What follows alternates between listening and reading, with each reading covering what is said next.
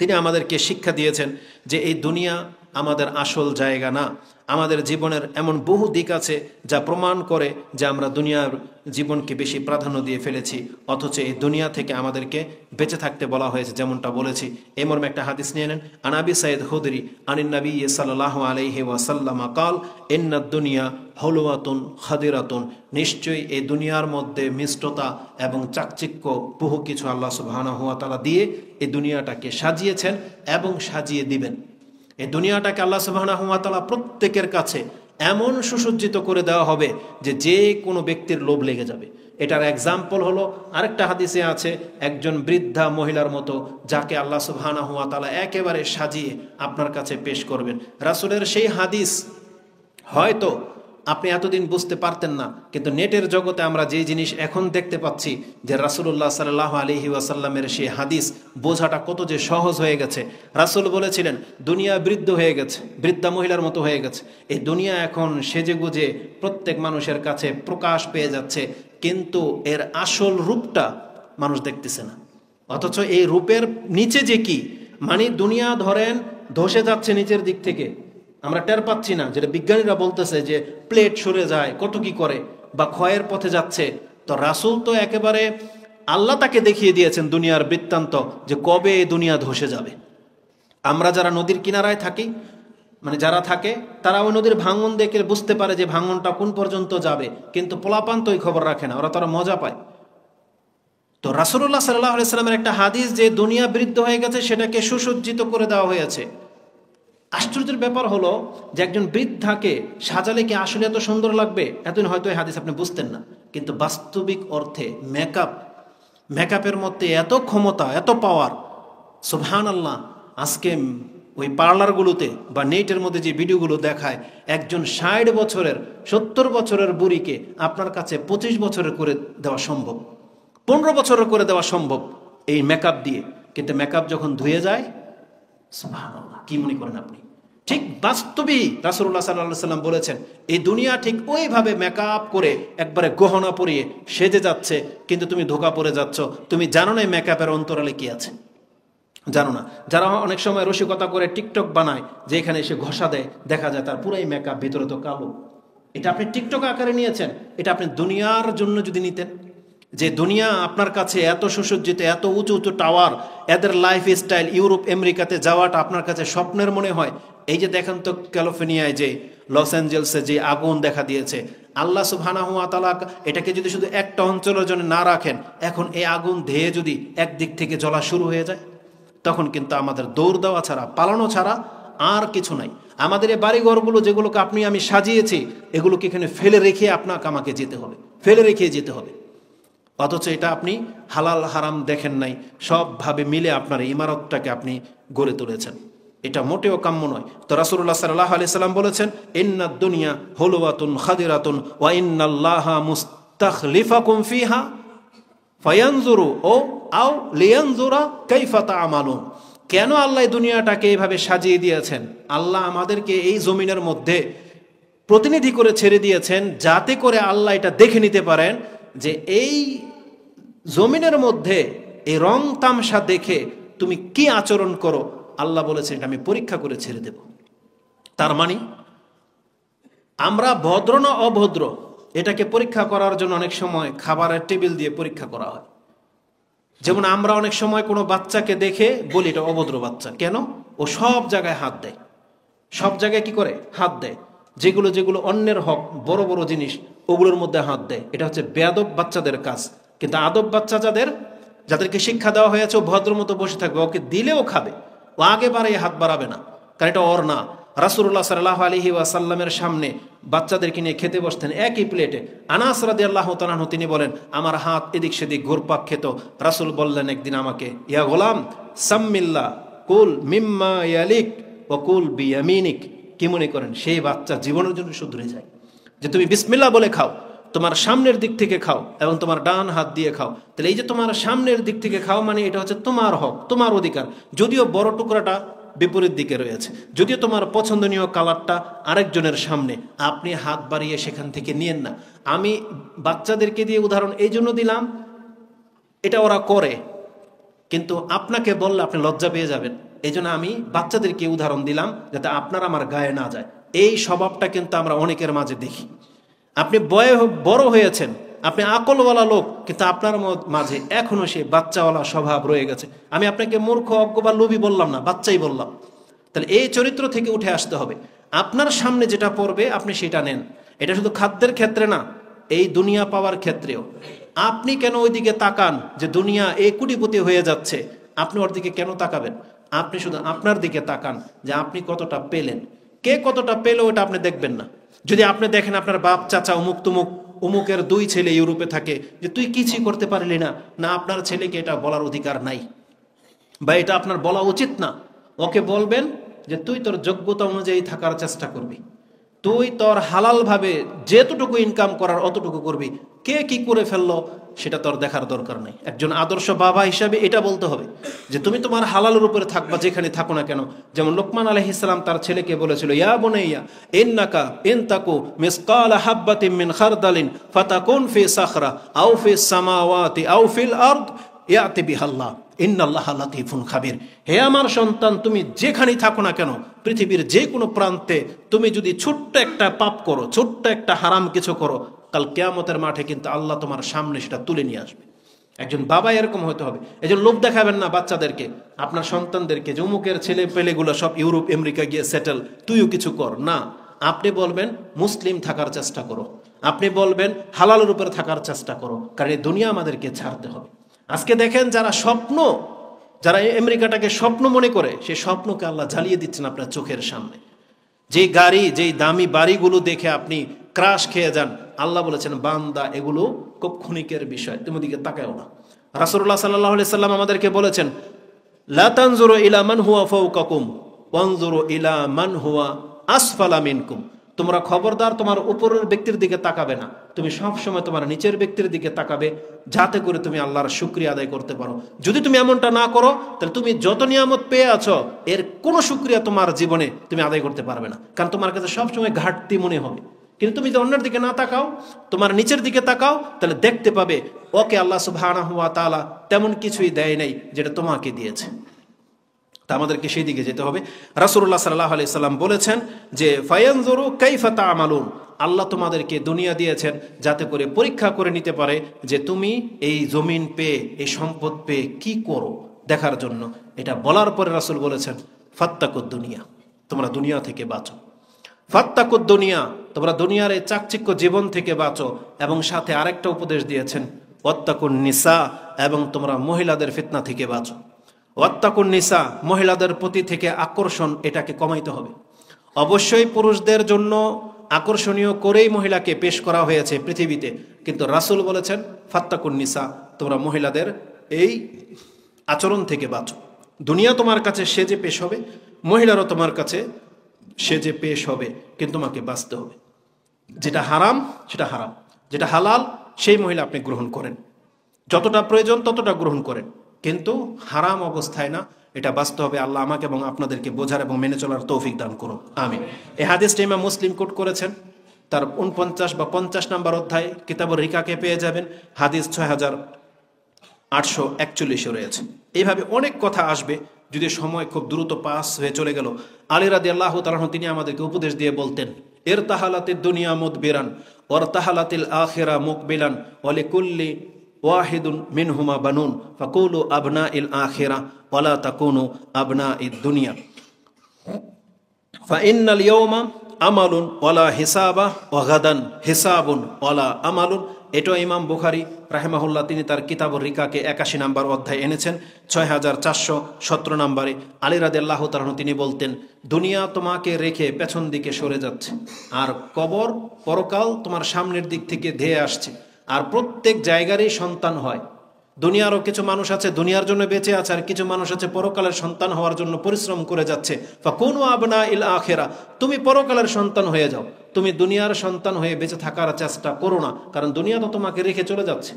যেমন ধরেন আপনি এমন একটা কিছুর উপরে ভর করলেন বেঁচে থাকার জন্য, যেটা নিজেই টিকবে না, ওটাই নিচে ডুবে যাবে, তাহলে আপনি কি করে কোথায় ভাসবেন? আপনি যখন এই পৃথিবীর জমিনটাই আল্লাহ সুবহানাহু ওয়া তাআলা পাউডার করে দিবেন, তাহলে আপনার ইমারাত বা আপনাকে আগলিয়ে রাখবে কে?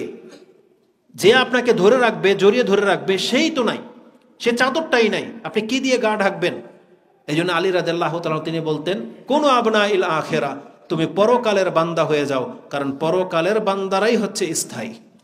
আলিয়াউমা আমালুন ওয়ালা হিসাব, আজকে ফজর যারা পড়েন নাই, ফেরেশতা নেমে এসে আপনার এখানে ধরে নাই যে তুই কেন ফজর পড়লি না। আজকে কেউ আপনাকে বলে নাই। আপনাদের দেশের রাষ্ট্রীয় ব্যবস্থা ইসলাম না, মানে সরকারের পক্ষ থেকে নামাজ পড়তে বলা হয় না, আপনার বাপ মা ধার্মিক না, আপনার বাপ মাও নামাজ পড়ে না, আপনাকে ডাকে নাই, কিন্তু আপনি মাপ পেয়ে যাবেন না। আল্লাহ আপনাকে ধরে নাই, কারণ এই জমিনটা হিসাবের জায়গাই না, শুধু আমল করার জায়গা। ওগাদান, কিন্তু কালকে কি হবে? হিসাব ওলা আমালুন। সেখানে বলা হবে না 2 রাকাত নামাজ পড়ে নাও, সেখানে বলা হবে না তুমি আল্লাহর প্রশংসা করে নাও, বরং শুধু হিসাব শুরু হয়ে যাবে যে তুমি কি করে আসছো দুনিয়াতে। রাসূল বলেছেন, লা তাজুলা কাদামা ইবনু আদামা হাত্তা ইউসআল আন খামসা, 5টা প্রশ্নের জবাব ছাড়া তুমি হাসরের মাঠ থেকে প্রস্থান করতে পারবে না। আন উমরিহি ফিমা আফনা, ওয়ান শাবাবিহি ফিমা আবলা, ওয়ান মালিহি মিন আইনা ইকতাসাবা, ওয়া ফিমা আনফাকা, ওয়া মা আমিলা ফিমা আলিমা। তুমি কি কর্ম করেছো, তোমার এলেম অনুযায়ী যতটুকু জ্ঞান ছিল সে অনুযায়ী তুমি আমল করেছো কিনা। কে না জানি যে আমাদের একজন রব আছে, কে না জানি যে আমাদের 5 ওয়াক্ত নামাজ ফরজ, কে না জানি যেগুলো হালাল এগুলো হারাম, কিন্তু এগুলো জেনে শুনে কেন আমরা সেগুলোকে প্রত্যাখ্যান করতেছি?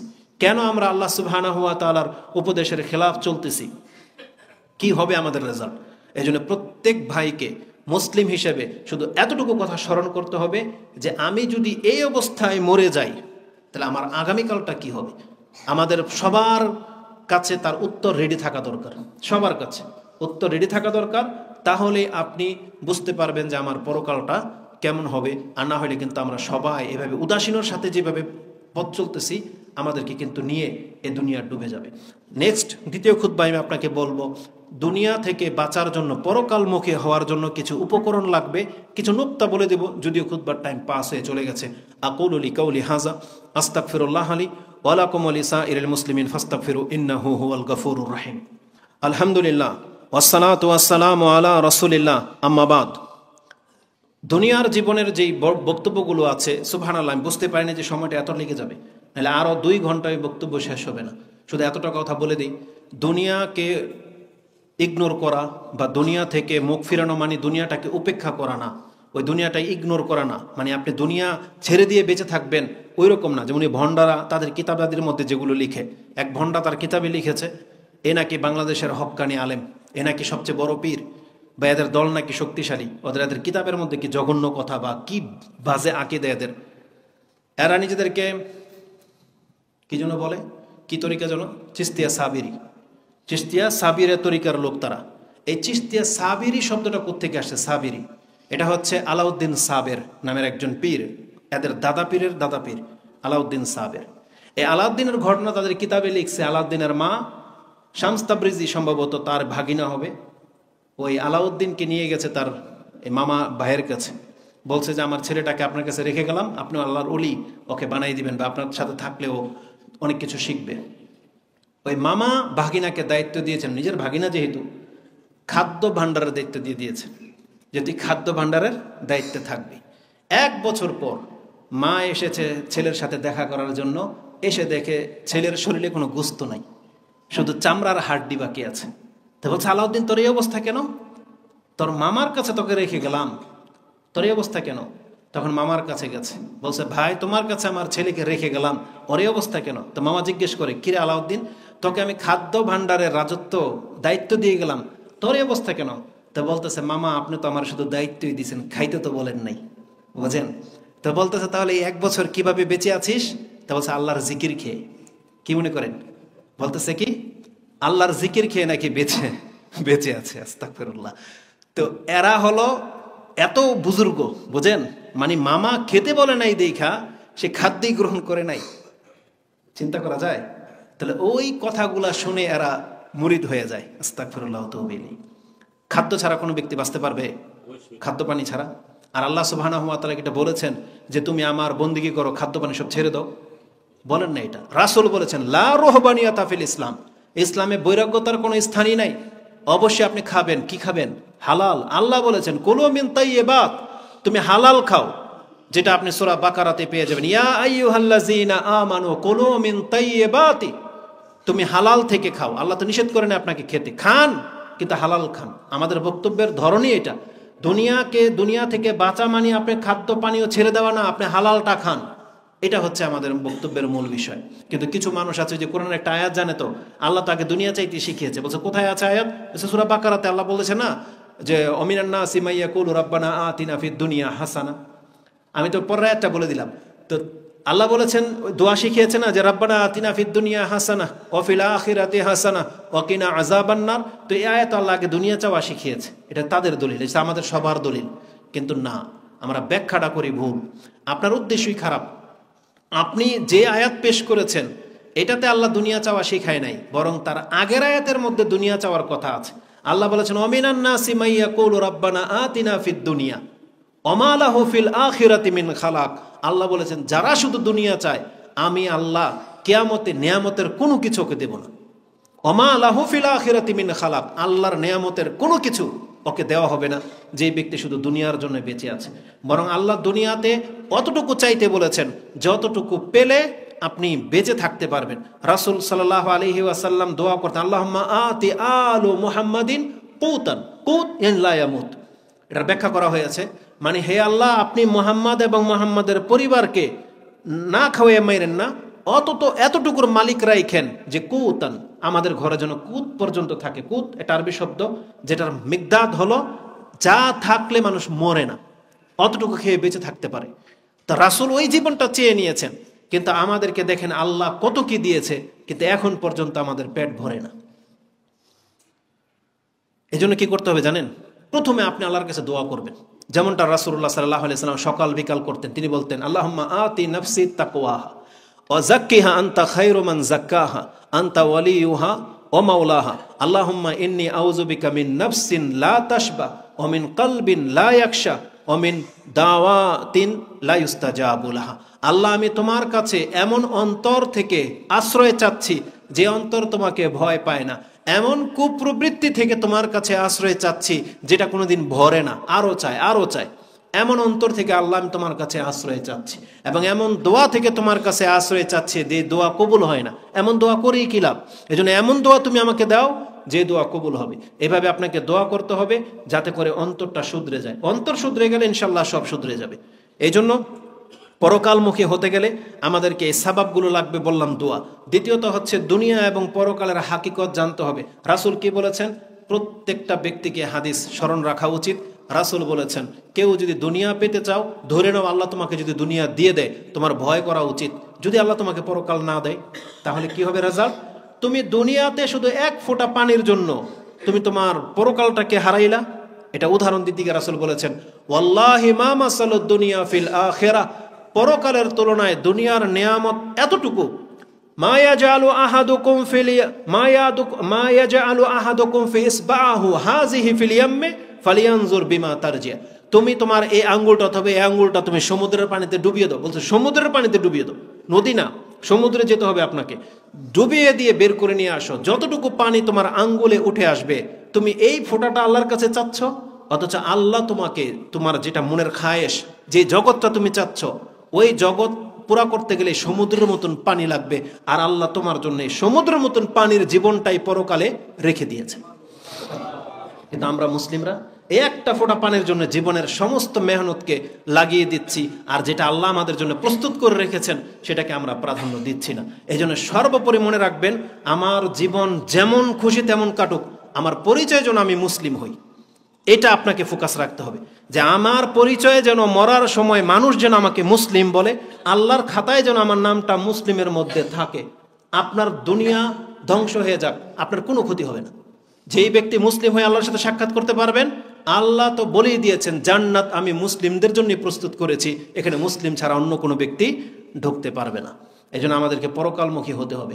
শর্টলি একটা লম্বা চূড়া কথা ছিল এখানে, অনেক সময় লেগে যেত, কিন্তু আমি বলবো না। আমি শুধু একটা নুকতা দিয়ে দিই। একজন আলেম খুব চমৎকারভাবে এক্সপ্লেন করেছিলেন, তার কথা আমার খুব ভালো লাগছে। তিনি বলছেন, দুনিয়ার নেয়ামতকে পরকালের সাথে কম্পেয়ার করলে আপনি 3টা দোষ খুঁজে পাবেন। মানে দুনিয়ার 3টা দোষ, এত সূক্ষ্ম কথা, সুবহানাল্লাহ। দুনিয়ার 3টা দোষ কি? ধরে নেন আপনাকে দুনিয়া দিয়ে দেওয়া হলো, আপনি দুনিয়া পেয়ে গেলেন যেটা আপনি চাচ্ছেন, তাহলে ওই জিনিসটার তিনটা দোষ কি? যে জিনিসটা আপনাকে দেওয়া হলো এটা মূলত আপনার কাছে অনেক বেশি মনে হইতে পারে, কিন্তু পরকালের তুলনায় এটা কম, তাহলে কোয়ান্টিটি কম, আপনি কম পেলেন।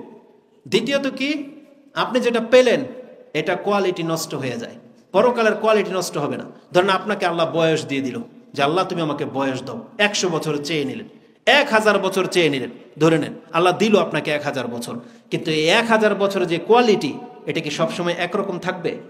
একরকম থাকবে না। দেখা যাবে যে 100 বছর আপনি সুঠাম, দ্বিতীয় বছর 100 বছরে একটু দুর্বল, এক পর্যায়ে আপনি যেতে যেতে এই যে দাড়ি পাকা শুরু হবে, হাড্ডি ক্ষয় হওয়া শুরু হবে, তারপরে আপনি চলাফেরা সব স্লো হয়ে যাবে, মানে কোয়ালিটি নষ্ট হতে থাকবে। এই চামড়ার গ্লেজ নষ্ট হয়ে যাচ্ছে, সে যত সুন্দরী হোক না কেন। তার মানে এক তো কোয়ান্টিটিতে ঘাটতি আছে, কোয়ালিটিতেও ঘাটতি আছে, আর কি মিকদার মানে সময়কাল, এক্সপায়ার ডেট আছে। পৃথিবীর সব জিনিসের এক্সপায়ার ডেট আছে, কিন্তু জান্নাতের কোনো কিছুর এক্সপায়ার ডেট নেই। আপনাকে যা দেওয়া হবে স্থায়ী, যা দেওয়া হবে, জীবন দেওয়া হবে স্থায়ী, বলছে যৌবন দেওয়া হবে স্থায়ী, রূপ দেওয়া হবে স্থায়ী, এবং শুধু স্থায়ী না, বরং রাসূল বলেছেন প্রত্যেক জুমায় তার সৌন্দর্যতা বৃদ্ধি পাবে। পুরুষরা যখন বাজারে যাবে, বাজারের ধুলাবালি তার গায়ে লাগবে, এসে দেখবে তাদের পরিবারের লোকেরা অসম্ভব সুন্দর হয়ে গেছে, তারাও আল্লাহর প্রশংসা করে বলবে, আল্লাহর কসম তুমি যে অবস্থায় গিয়েছিলে তার চেয়ে অনেক উত্তম রূপে তুমি ফিরে আসছো। এটা হচ্ছে জান্নাত, এটা হচ্ছে পরকালের জীবন। এই জন্য আমাদেরকে সব সময় পরকাল চাইতে বলা হয়েছে। এই দুনিয়া আমাদেরকে তেমন কিছু দিতে পারবে না যেটা আল্লাহ আমাদের জন্য রেখেছেন। আল্লাহ আমাদের অন্তরের খারাপি থেকে তোমার কাছে আশ্রয় চাচ্ছি। আল্লাহ তুমি আমাদের পাপগুলোকে মাফ করে দাও। আমরা যতটা গাফিলতিতে আছি, আল্লাহ তুমি রহমান রাহিম, তুমি চাইলে আমাদেরকে ক্ষমা করতে পারো, আল্লাহ এখন তুমি আমাদেরকে ক্ষমা করে দাও, এবং আমাদের অন্তরে আল্লাহ পরকালের ভালোবাসাটাকে জোরালো করে দাও। আমরা যেন আমাদের নবী মুহাম্মদুর রাসূলুল্লাহ সাল্লাল্লাহু আলাইহি ওয়াসাল্লামের জীবনটা গ্রহণ করতে পারি, আমরা যেন সাহাবায়ে কেরামদের চরিত্রে চরিত্রবান হতে পারি। আল্লাহ তুমি আমাদের অন্তরের ভিতরে ঈমান ঢেলে দাও, আমিন ইয়া রাব্বাল আলামিন। যে স্রোত শুরু হয়েছে বাংলার জমিনে, আল্লাহ তুমি এই হক কথাগুলোকে গ্রহণ করার তৌফিক দান করো। আমাদের যুবকদেরকে আল্লাহ তুমি ইসলাহ করো, আমাদের পরিবারের মহিলাদেরকে আল্লাহ তুমি শুধরে দাও, এবং আমাদেরকে ইসলাম পালন করে একটা মুসলিম পরিবার গঠন করার তৌফিক দান করো, আমিন ইয়া রাব্বাল আলামিন। সুবহানাকাল্লাহুম্মা রাব্বানা বিহামদিকা আশহাদু আল্লা ইলাহা ইল্লা আনতা আস্তাগফিরুকা ওয়া আতুবু ইলাইক। ইবাদাল্লাহ রাহমাকুমুল্লাহ, ইন্নাল্লাহা ইয়ামুরুকুম বিল আদলি ওয়াল ইহসান ওয়া ইতা'i যিল কুরবা ওয়া ইয়ানহা আনিল ফাহশাই ওয়াল মুনকারি ওয়াল বাগি ইয়া'iযুকুম লাআল্লাকুম তাযাক্কারুন। ওয়াযকুরুল্লাহা ইয়াযকুরুকুম ওয়া লাযিকরুল্লাহি আকবার ওয়াল্লাহু ইয়ালামু মা তাসনাউন। আসসালামু আলাইকুম ওয়া রাহমাতুল্লাহি ওয়া বারাকাতুহু। এসে পোস্টারে যে কয়জনের নাম আছে তারা আসতো। এই সমাজ কত ঘরে, আমরা আমাদের এলাকাতে বলি এজল ভাই, এই মসজিদটা কত ঘর মুসল্লির এই মসজিদ, আমরা মুক্তাদি বলি, মানে কত বাড়ি মিলে এই মসজিদ, সদস্য 50। যারা বসে আছেন